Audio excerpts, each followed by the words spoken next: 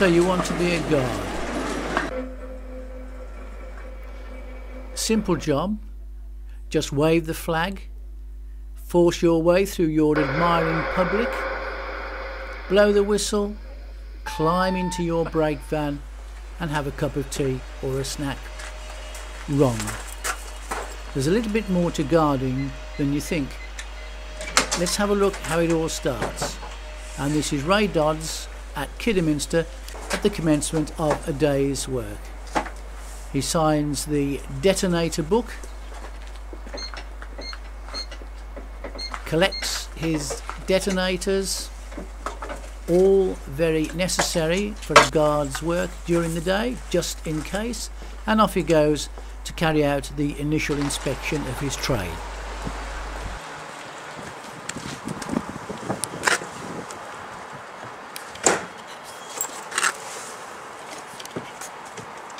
After stowing the detonators in the compartment safe, Ray makes certain that the handbrake is on and places his flags over these to remind him later.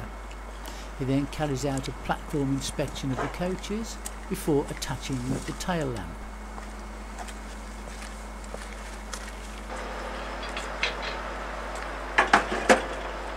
And when this is done, his line-side inspection begins. Meanwhile, at Bridge North, guard Phil Rose checks the end door of the train and, ensuring that all is in order, closes the door and does a final check on the tail lamp.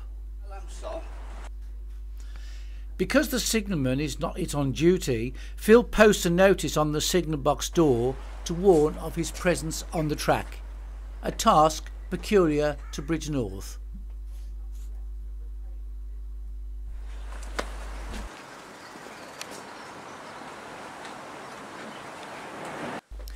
Phil begins his line-side check by releasing the brake vacuum, known as pulling the strings. This is always done before a brake test. Next, Phil checks the coach connections. Check the screw couplings, in across, all the pins are in, bagged up, the gangway secure. And all appears in order, so he moves to the front of the train. Here, Phil demonstrates what has to be done to the buffers when coaches are to be joined by the Buckeye. It's known as the short buffer. On his trip today, it's link coupling, so the short buffer is not necessary, but it does demonstrate another task the guard has to do. Karen Hammond does her railside check at Bridge North. Consist. Here she has the consist made up in her book, i.e. the makeup of the train, ready to present to the driver of the locomotive that's just coming to couple up.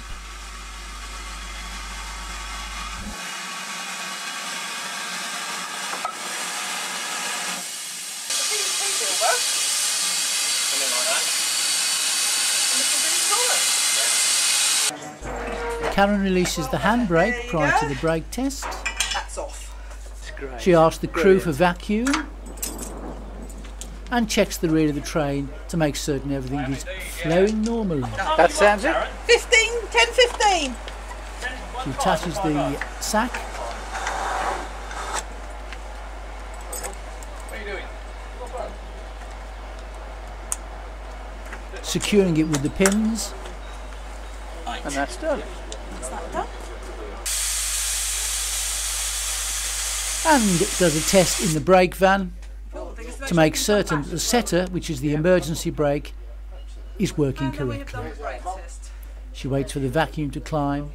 That will go to about 22. It reaches the correct figure. And we're ready to go.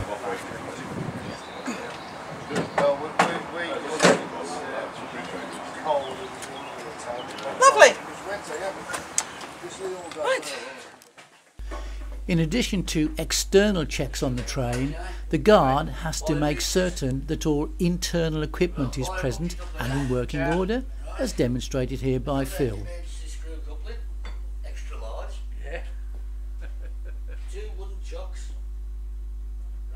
Yep.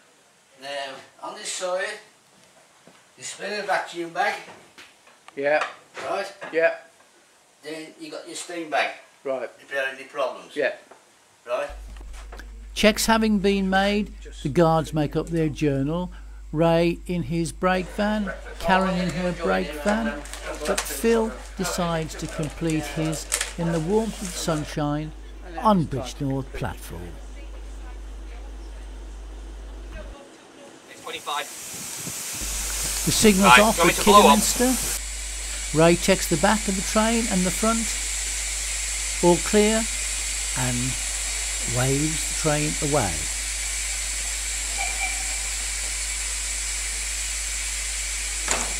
Guards must always be vigilant, looking for every signal and every sign for safety, and here Ray demonstrates just what's involved.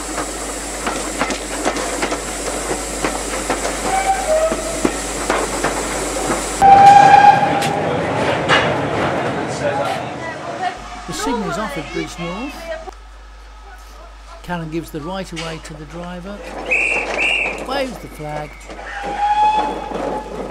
and the train leaves the station. Here Karen maintains watch as the train heads south.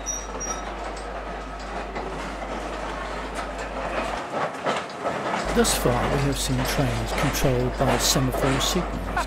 What happens when the guard cannot see the driver? At Bridge North the answer is the RA. Phil presses the button. The RA sign is illuminated on the signal gantry at the top of the platform, indicating to the driver the all clear, and the train is ready to go. See you later.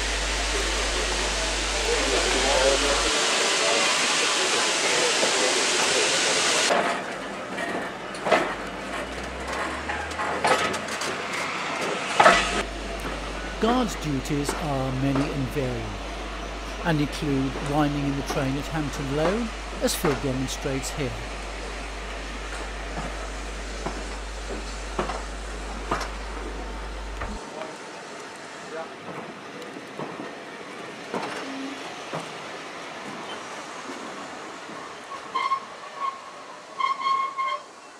At Bewley Station, the train has to move forward so that the engine can take water, and Phil has the task of winding this forward and making certain that passengers stand clear of the moving train. Well, we're going to get the coach to go.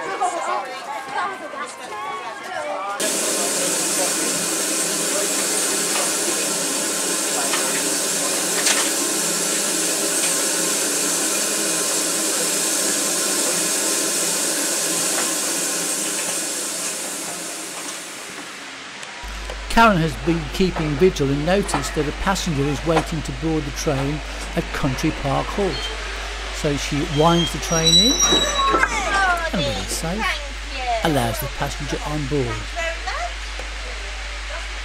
Making certain that all is clear, she waves the train away.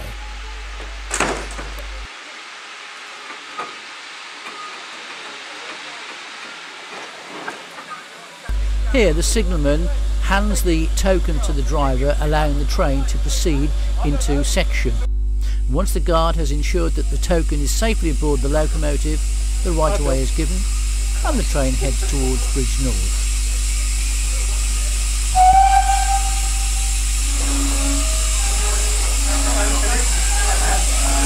At Arley, Ray gives a 147 to the signalman to say that his train is complete and the crossing is clear at the end of the platform. An important part of the guard's duty is passenger comfort, and here Justin Williams switches on the lights just before the train enters Bewley Tunnel.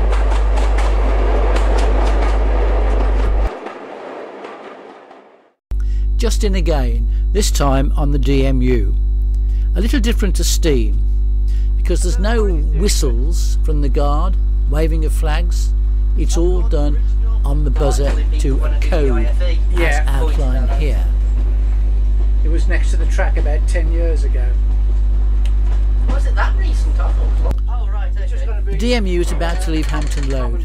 Justin releases the handbrake, Just in the steering wheel to switches the lights on, That's great. Thanks, mate. and the train heads towards Bridge North. We're on time. Which is nice to see. Yeah. At Bridge North, Justin receives the buzzer code from the driver and applies the handbrake.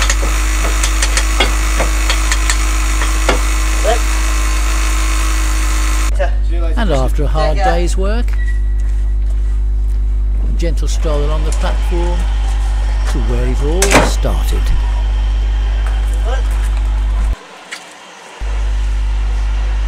As well as rules and regulations, the guard will have to learn the position on the railway of over 100 signals of varying types and numbers, and not just semaphore, some of which are illustrated here.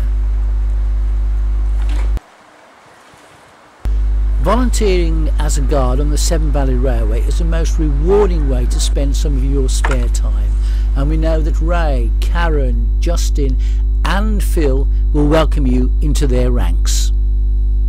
Thank you for watching this video.